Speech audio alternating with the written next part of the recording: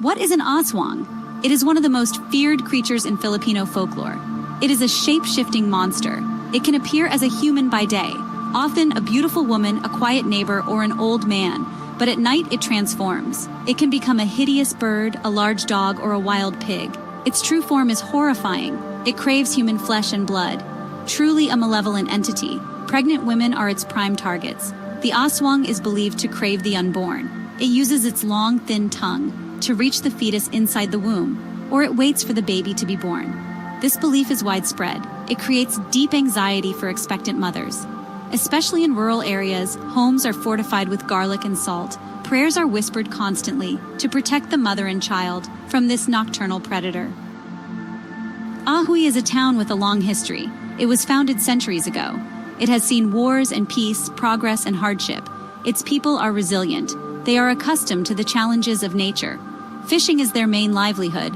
The sea gives and the sea takes. They live with a healthy respect for the unseen, for the stories that shape their world. The night was unusually dark in Ajuy.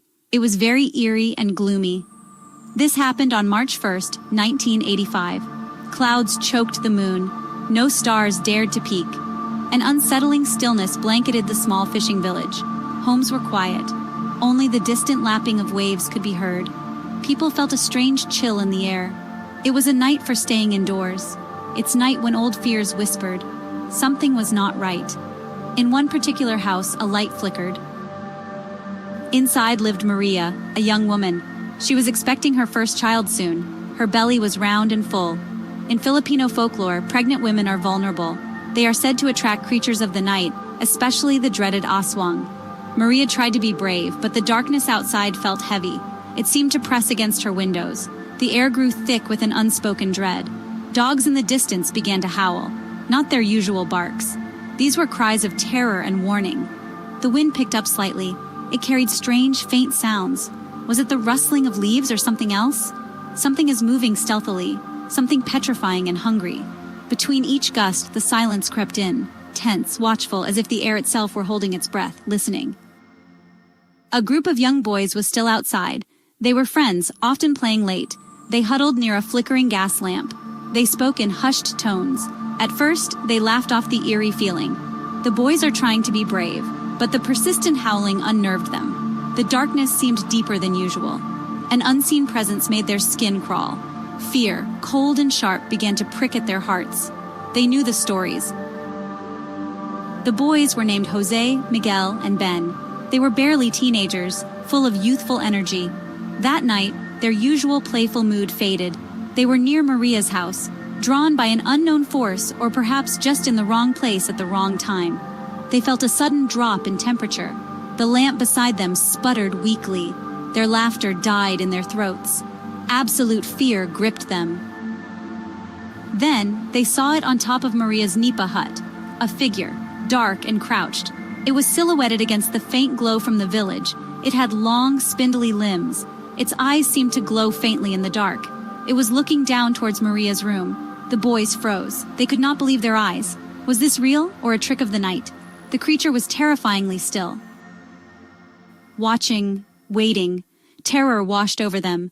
Miguel wanted to scream, but no sound came out. Jose's legs turned to jelly. He could not move at all.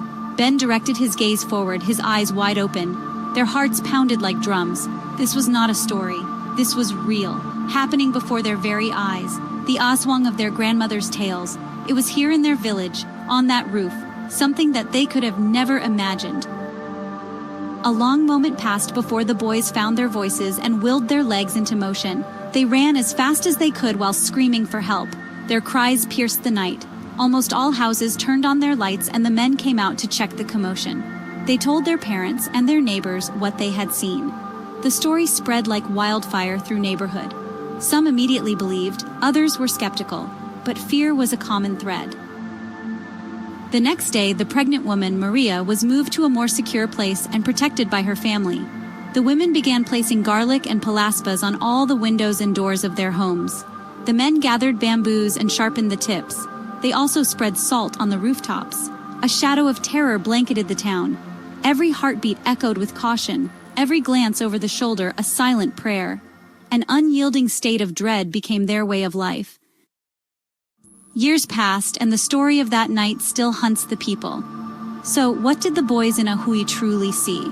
Was it an Aswang, or something else entirely? The answer may never be fully known. The incident remains a terrifying local legend. A chilling reminder: the veil between our world and the spirit realm is perilously thin. Fact or fiction, what matters is the terror was real. The encounter carved itself into the memories of the boys and the soul of their community. The Aswang still lurks in whispers and shadows. Reality or delusion? No one can say for certain. What is certain is, it will remain a mystery, timeless, unforgiving, unresolved.